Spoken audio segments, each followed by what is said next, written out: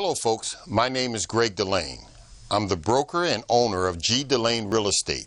I started my real estate career back in 1994. How long ago was that? These were the cell phones then. Here's how thin they are today.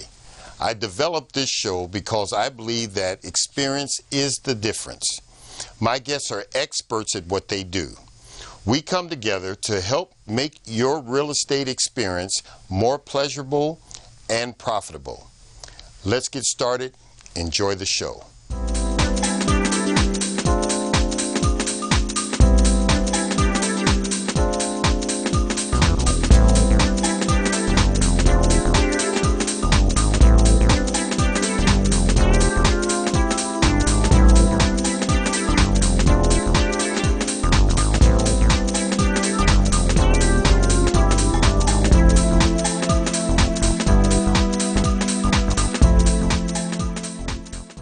Hello folks, and welcome to Real Estate Q&A. I'm your host, Greg DeLane, and we go over things in our business, buying homes, selling homes, and I always say that experience is the difference.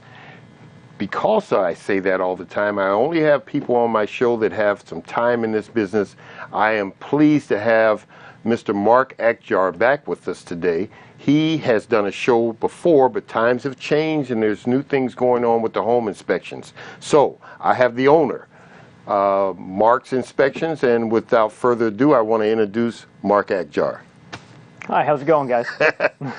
Mark, quickly, I want you to give a short bio of yourself in this business and how long you've been doing it before I get to the questions. Sure. Yeah. So I do home inspections. For the users of those who don't know what home inspections are, it's pretty much if somebody's going to buy a house or somebody's going to be in the process of selling their house, they call companies like ours in, and we do a full analysis of the home. You know, we look at the house from pretty much top to bottom. We look at the structural, mechanical, plumbing systems, roof, windows, doors. We generate complete reports with pictures, details, descriptions. Get sent over to the buyer or to the seller, depending if you're doing a pre-inspection or a home inspection. Typically work with people like Greg to analyze the homes. Excellent. I know Mark has been doing this a long time, and I want the audience to know that we were on a home inspection, and you had said, Greg, we just passed 1,000? 10,000. 10,000 houses, yeah. Listen, 10,000 home inspections. Can you believe that? That's wonderful. Mark has been doing this a while. I just mentioned to him that, didn't you win a big award from the Aakjar MLS? And he said that was in 2012, right. Affiliate of the Year. Right. Yeah, congratulations. All right. He almost said everything that I wanted him to go over, but I do want him to go over some of the questions that I have and take a little bit more time. What is a home inspection?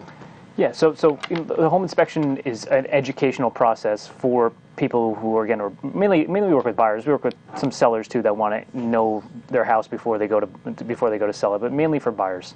So for the buyer coming in, is an education for them to know about their house. To really learn to understand the mechanical systems, the longevity of things, and most people want to know about financial things because anything can be fixed, just a matter of how much. So people like to know, like what to typically particularly expect for them to come up, and we try to give them the best education we can about their house and the information they know before they go to purchase their house. This way they don't walk away with the house, and they close and they're like, oh my God, I wasn't aware that the roof, was shot and the mechanicals were shot, so it's mainly an educational process for people. And, we try to give them as much information as you can because, although home inspection is only like between an hour and two, sometimes a little bit more depending on the size, it's very tough to educate a person on an entire aspect of your home when they're not always aware of it. They don't know anything about construction, but we try to give them the best simple explanation we can in as short amount of time as we are together. Absolutely. I've always said that the three most important financial things that you'll do, and they don't have to be in this order, but it is marriage, children, and purchasing a house. That's true. Because all those things have to be worked on daily. Right. And buying a house is a major financial move. We're talking 30 years, guys. Yeah. So it is important. And I don't know any attorneys that will allow somebody to buy a house without that home inspection. Yeah, and a lot of people say that. They're like, is a home inspection required? It's not, but like you said, and I know you won't. You'll tell your clients straight up, listen, you have to do this because you look out for your clients. So Yeah, you'd be surprised at the stack of documents that you'll have to sign saying, I'm going to buy the house and I've forfeited doing a home inspection. Right. The attorney will probably tell you to get another one because he doesn't want to be, connected to that. Now, I've been doing this a long time also, and sometimes I think, and I've shared this with people selling their homes, what is the benefits of doing a home inspection on your home? Not the buyer doing it, but the seller doing it before they put their home on the market. Yeah, like a pre-listing inspection. A pre-listing inspection, that's what it's called? Yeah, we do pre-listing inspections, and we also do inspections for some people that just want to know about the condition of their home, for whatever reason. Some people just want their house to be perfect. That's right. So, it's far and few between, but, pre-listings are a little bit more common. I find that people sometimes wait, and then all of a sudden they're like, you know what, I should have done that. I should have had that looked at before I put my house in the market, especially for these, like we were talking about earlier with the estate sales. Yes. Because sometimes people, will have, live in another state and then have never seen this home, and all of a sudden it goes on the market, and then all of a sudden has all these problems and has to go through 4 sisters, and it's like a big battle, and they got to go through. Those are usually the most common pre-listing inspections we do to try to find all the major problems in the home before it goes onto the market, and before this way you can get a more aggressive price too. Absolutely. Makes your job easier. The majority of the people that I do work for is a lot of seniors, and as you know, when you get old, you're only in 3 rooms of the house. You're in the bedroom, the kitchen, and the bathroom. And I've had people say, well, is the basement leak? What's going on up in the attic? And they haven't been there in 5 years. Yeah, I've seen that. I said, you haven't been down in the basement in 5 years. Yeah. It's important that you get a home inspection. Yeah. And I don't ever quote people's prices, but home inspections are between $300 and $500, somewhere in there. Right on the money, yeah. And I can't tell you how valuable that is, because if you find out what you need to replace this beam with a lolly column or something, opposed to me, the buyer, coming in and my person saying this is a problem, it might only be $700. To me, I want $7,000. Right, yeah, that's classic. As the buyer, everything is a $5,000 problem. Yeah. But the whole pre-home inspection might, after you pay Mark for doing it, you might only be looking at $2,500 in plumbing, electric, and some maybe, I don't know. Yeah. But the buyer is going to say, oh, that's $10,000. Yeah, it puts you in more a position of power, where you have more control over things, Yeah, that is excellent information that he's given you. Okay. How does termite treatments work? Termite treatment, we see a lot of it in White Plains, especially. For whatever reason, there's tons of termites in White Plains. I see it by here, and a lot of some of the river towns getting closer to the water and stuff like that, Throg's Neck. But it's exceptionally, for whatever reason, common in White Plains. But what it is, it's like they have what's called, most common thing is a centricon treatment, and it's these little discs that they'll put all the way around the house, about every 8 feet, and they're triangular shaped, and they have a little cap on the top. And what they do is they take wood, they soak it in some poison, they put it inside there, and what the termites do, the termites eat it. They don't die right away. They go back to the nest, and they're cannibalistic. And as they eat one another, it eventually kills the queen, which harvests all the termites in the nest. And as it kills the queen, it kills the entire nest. And that's basically how it works. And termites live in the ground. They don't live in your house. That's a total misconception. A lot of people think termites live in the house. Yes. And they don't. They live in the ground. So they live in the ground. I remember, because the winter's coming, and I see all these people with all this wood stacked up next to their house. Can you share a little bit about the problem of that? That's their food source. They live off of cellulose type material. So what they'll do, this time of the year they're going to be dormant, but come springtime when the thaw comes, they'll start eating away at that, going back to the nest, and then if you take that wood away, then they can start eating at the house. Wow. Yeah, wow. And they eat about a foot per year. You go down south, they have a little more of aggressive termites that tend to be like termites on steroids. But termites here only eat about a foot a year, which is crazy when I see sometimes 15, 20 feet worth of termite damage damage that have totally spread out in between the walls. That sometimes it's decades of neglect that some people have. So if you have wood stacked by your house, they should be off the ground or away from the house? Away from the house, a couple feet. Dead stumps are also another big one too. Sometimes people cut down trees and they leave the stump right there, and then all of a sudden that stump starts to rot, and then that's where the termites start eating. That's their food source, and then they devour that, and eventually they start going into the house, or they set up a sub-colony closer towards the house. And they eat themselves too? Yeah, they kind of live together. We're pretty efficient. Termites sound to me like politicians. Yeah, right. They spread out, they eat themselves, and they're, wow, that's amazing. So most of it is the canisters around the house. Yeah, they said years ago they used to have a better chemical that they used, but the EPA found that it was a carcinogen, so they stopped using it. Okay. Yeah. You think it's time for you to tell me that termite story that's down south? Yeah. Oh, yeah. So termites, I guess, like like antibiotics, they're starting to create a resistance. They're pretty smart, organisms. So what they do down south, they're like termites on steroids.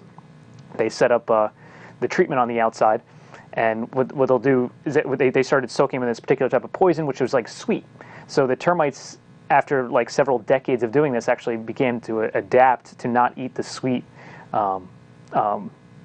treatment that they had. So they'll eat everything else that's not sweet all the way around it. So as of time, they actually evolved to learn not to eat sweet things. So now that those whole colonies, a whole set of species now has developed not to eat sweet things. Yeah. Because they were all dying off because that was their form of treatment. Now they got to find an alternative form of treatment. That's life, and that's how things adapt. Certainly the same raid that they sprayed on roaches or ants 10 years ago, their babies, it might stun them and they might be a little unconscious, but they walk through it now. Yeah, now they do. So it's getting worse and worse. So if you are a Star Trek guy like me, I guess the termites are Klingons. Klingon, right.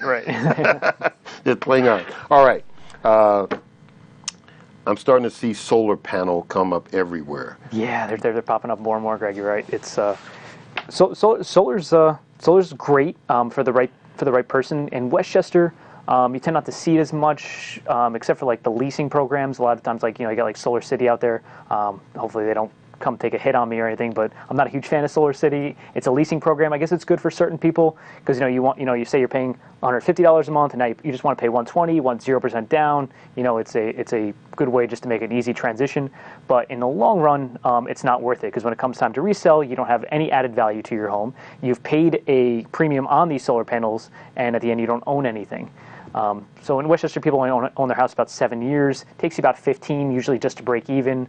The government subsidizes about more than 50% of those panels, which is nice, and they do have their own state-backed financing program, which is around 4.5%, which is great.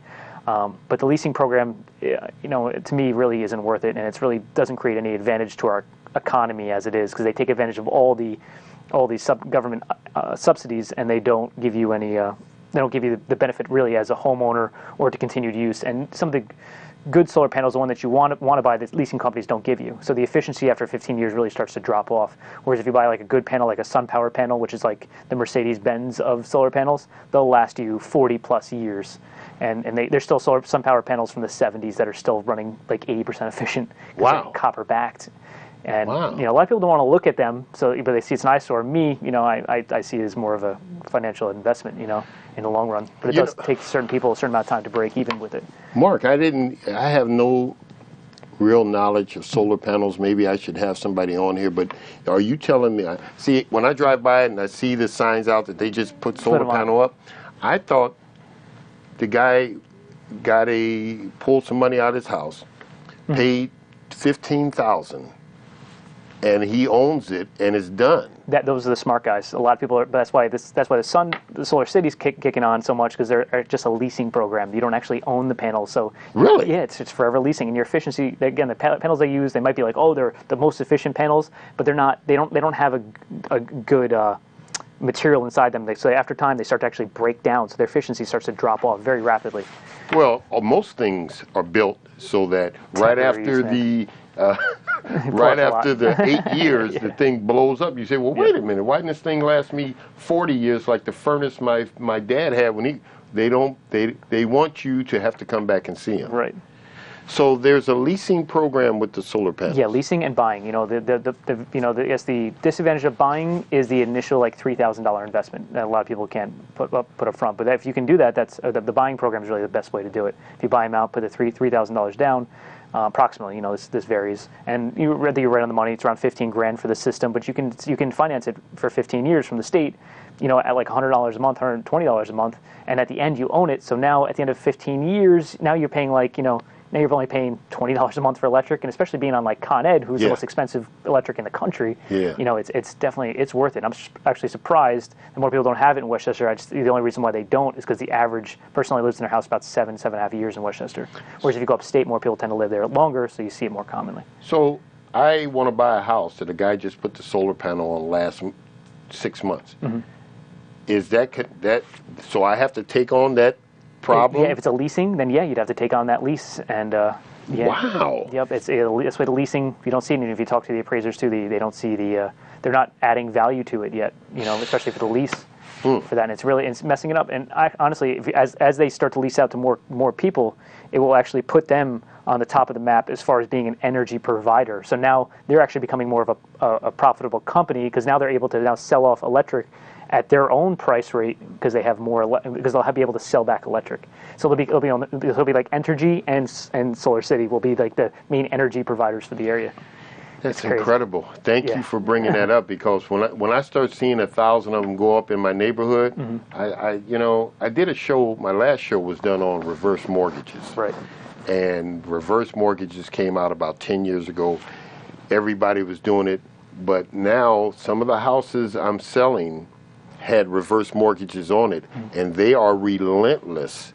It takes you 30 years to pay off your house. Say you own a $500,000 house. That first 15 years is going through the interest. Right. It's not going to the principal. It's true. So when you eventually pay off your house in 5 years, in 30 years, you might have paid $7 for a $500,000 house. True. And you do a reverse mortgage, they're going to give you the money the same way you had to pay the money, and they're going to be interest in, say if they give you $2,500 a month. In a year, that's $30,000. In 5 years, that's $150,000. Don't think you can just give them $150,000 back, and we're clear. There's interest and stuff the same way you had to pay interest to buy the house. So when I start seeing too many rah things going in my community, I say, wait a minute. It looks good on TV when they have some actor come on and tell you that, and I'm starting to see that solar paneling going up everywhere. Yeah, and it's mainly the leasing companies. You just got to stay away from the leasing, buy the panels, and get the sun power panels. It's worth it in the long run. If you're going to live in your home, if you're not only going to be those average 7 years, not worth it. Okay, everybody, my audience, I want you to know that if you got questions, call Mark. Ask him about it. He seems like he's very knowledgeable of it.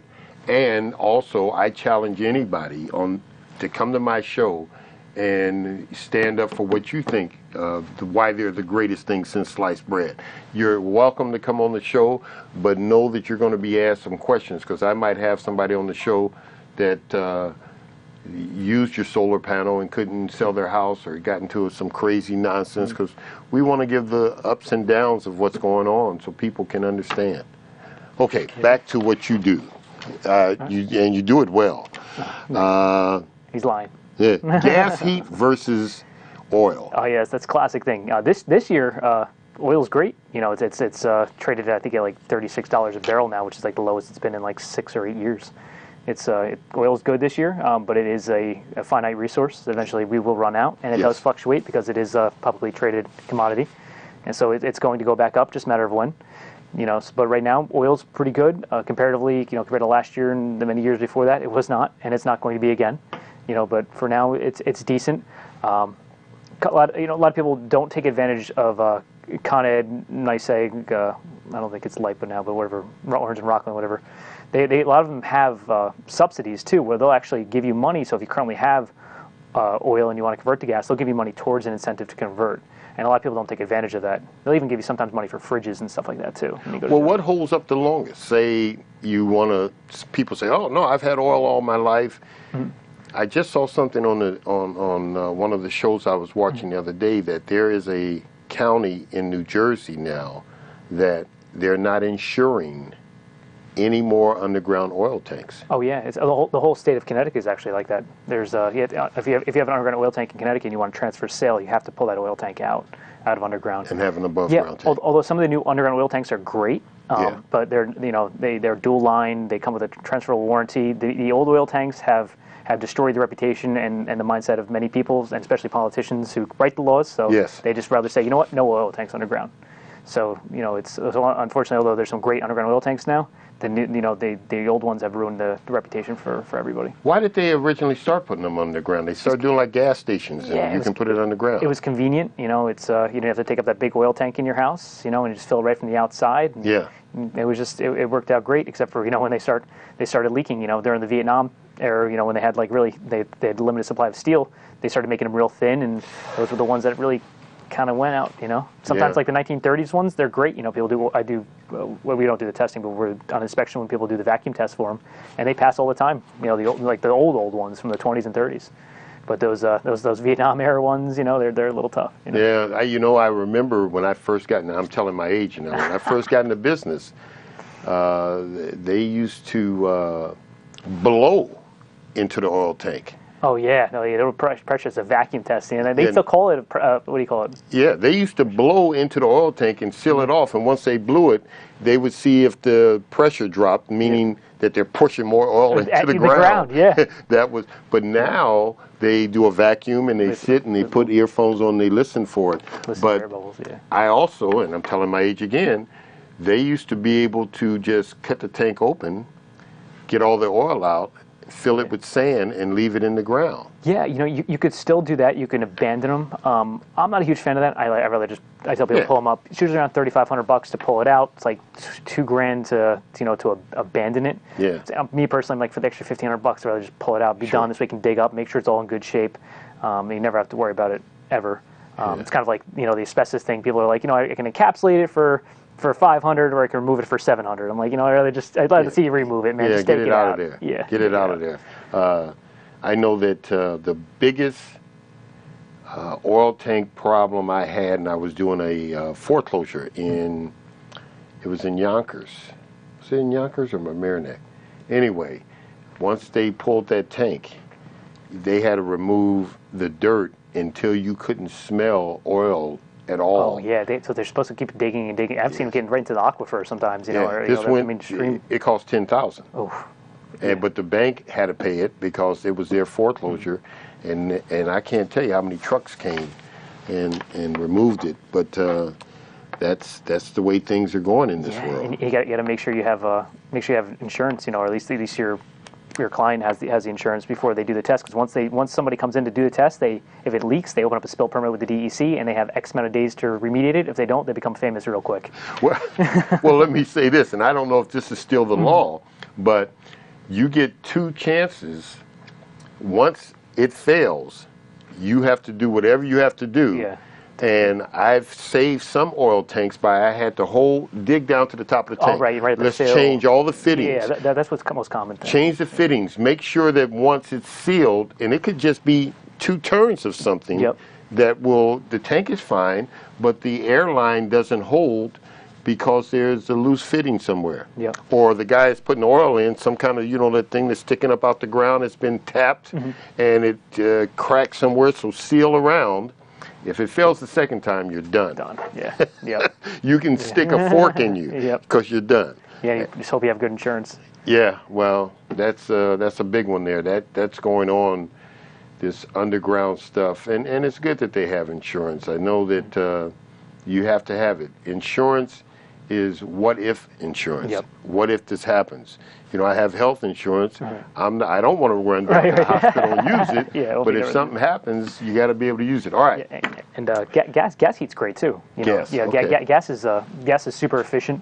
It's very low maintenance. And it's readily available. You don't have to worry about filling it up. We talk about like longevity. Oil boilers tend to last 25 to 50 years. They last a long time, but they're very dirty. Yeah. They have a lot of filters and nozzles and efficiency you got to change, and you got to scrub them out every year.